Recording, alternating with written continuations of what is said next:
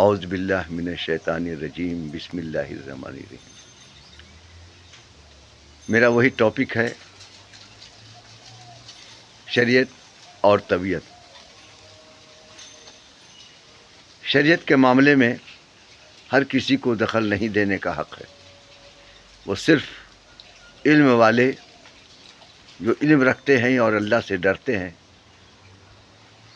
یہ ان کا کام ہے۔ لیکن ہم دیکھتے ہیں آج کہ بہت سے لوگ شریعت کی ساری باتیں شریعت کا کہہ کر کے اور اپنی طبیعت کی باتیں کہہ دیتے ہیں،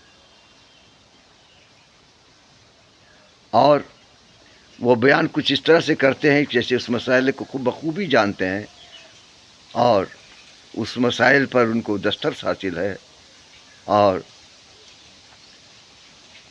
لیکن ان کو اس سلسلے میں کچھ بھی معلوم نہیں۔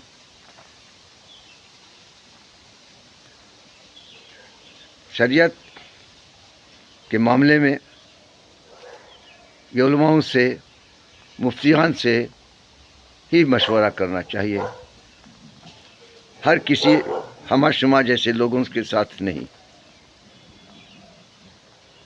ہمیں بھی اگر کوئی مسائل ہوں تو اس پر بھی ہم کو علماؤں سے بات کر کے بات کو سامنے رکھنی چاہیے،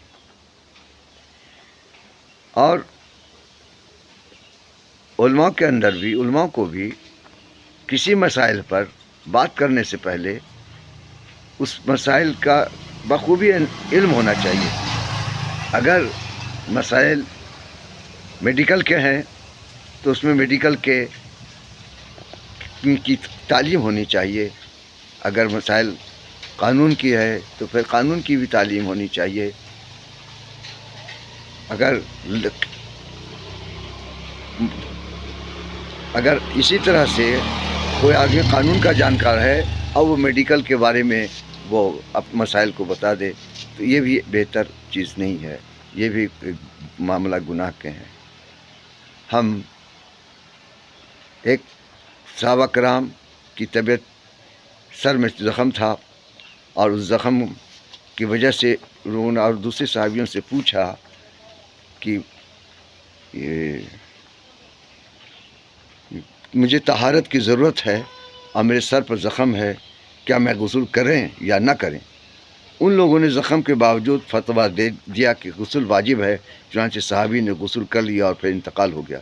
جب حضرت صلی اللہ علیہ وسلم کو یہ واقعہ معلوم ہوا تو آپ نے فرمایا، اللہ انہیں تباہ کرے، ان لوگوں نے اسے مار ڈالا۔ اگر یہ لوگ مسئلہ نہیں جانتے تھے تو جاننے والوں سے کیوں نہیں پوچھا؟ نادانی کے علاج پوچھنا ہی تو ہے۔